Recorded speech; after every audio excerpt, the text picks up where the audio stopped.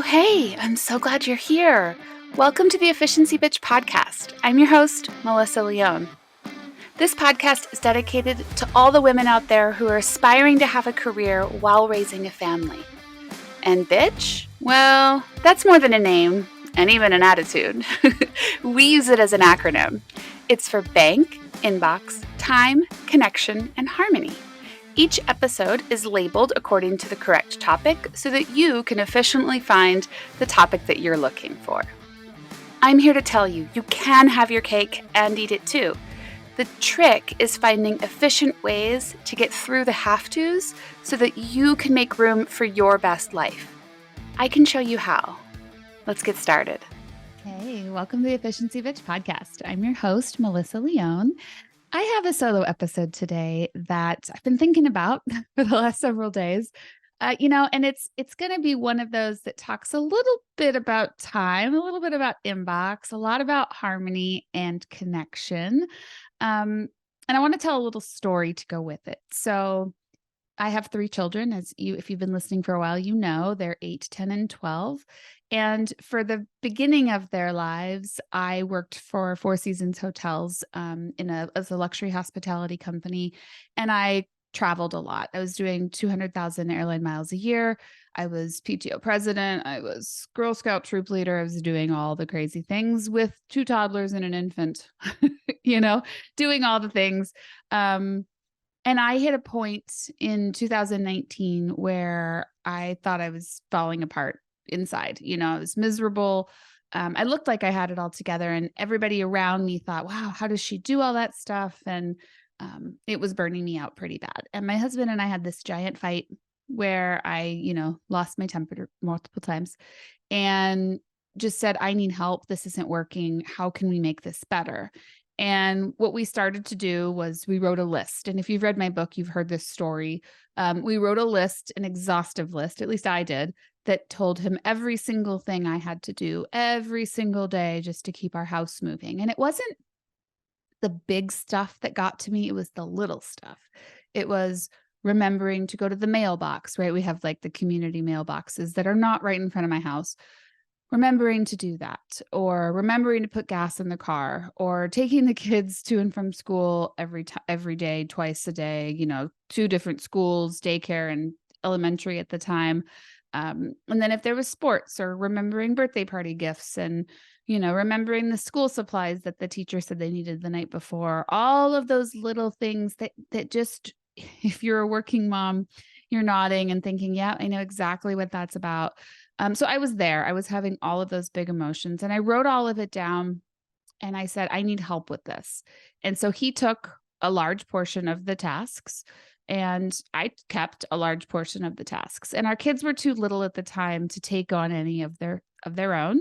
But over time, when it ended up happening was we would delegate a task or 2 to the children. Like, you feed the dog, you take out the trash, you empty the dishwasher, right? And they all have their little chores that they do. So all of that was going pretty well. I'd say I still kept probably 60 to 70% of the tasks, mostly because I worked from home. And so in between meetings, or even if I was on a meeting, I could throw on a headset and walk around the house and collect laundry, start a load, those types of things. So I was like multitasking, getting things done. And a year and a half ago, my husband decided to leave his corporate job and work for 2 Cents Consulting, which is the fractional CFO company that we started, Leanne and I started in 2020. And it was able to take off a lot of the extra stuff that I was doing for the house, because he was going to be home also, the same I was, and be able to do a lot of this stuff. Now, you may or may not know that I still have a corporate day job that I've been doing since 2020, and I've been working 2 jobs in addition to this life. And so part of our agreement was that he would work for 2 cents and he would take care of the lion's share of the household and kid stuff. And he does. He absolutely kicks ass at it.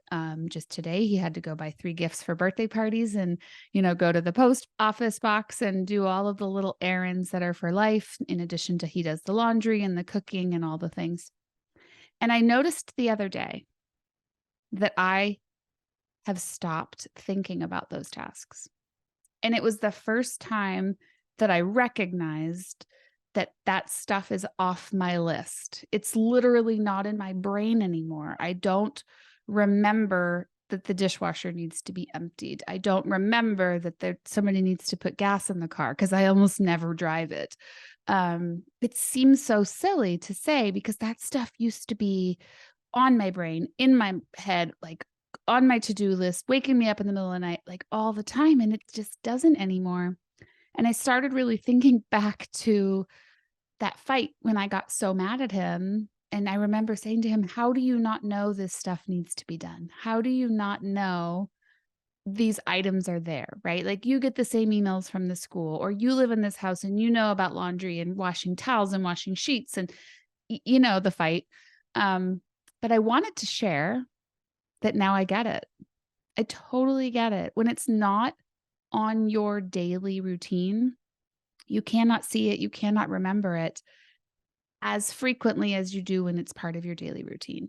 And I've seen this happen in the corporate world too, where like a manager will feel like, how did the staff not see the spider webs over there that need to get brushed out at the end of the shift? Or how does that employee not pick up that trash when they're walking from point A to point B? And in your household, how come my kid or spouse doesn't see that dish and they don't pick it up? And you guys, it blows my mind that it's fallen out of my head. But I just wanted to tell you from experience, from the person who used to do every freaking thing around here, that it's starting to leave my brain. And that's the beauty of delegating things out that you can, is that it will start to leave your brain. Now, it's been 1.5 years since I haven't done this work. And at the beginning, it was really hard not to. I can remember at the beginning, I would see things around the house, or like I'd go to start a load of laundry and I would actually say to myself, don't do that. That's his job now. You need to let him do his job. Because if I did do the job, then I would be a martyr, right? Or I would be taking over from the agreement that we had, and that would make him not feel right, or really not be fair to me for continuing to do all of the things. So there's so many emotions and there's so many pieces there. And it just recently has hit me that, oh my gosh, I can actually delete some of that invisible load that doesn't belong to me, and it can keep it away. Like, it's so possible. So if you haven't read that chapter of my book, or you have and you need a refresh, go back to it. Remember how to start the process of delegating tasks that don't belong to you. Write the full list, figure out what you can eliminate, figure out what you can automate, and then delegate, delegate, delegate, because one day you're going to wake up and be like, oh my gosh, I don't know the last time I emptied the dishwasher. Things like that are just huge.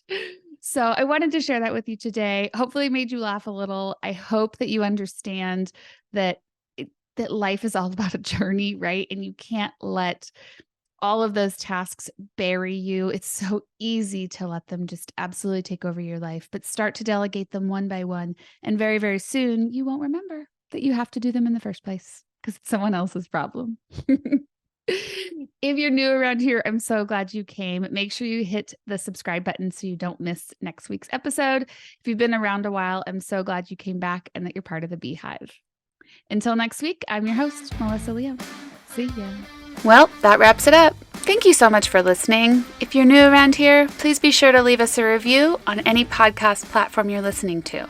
And you can always reach out to me to let me know what topics you're interested in hearing about, or maybe telling me someone you think would be great for the show. Either way, I'd love to hear from you. You can find me on Facebook and Instagram at EfficiencyBee. Until next time, see ya.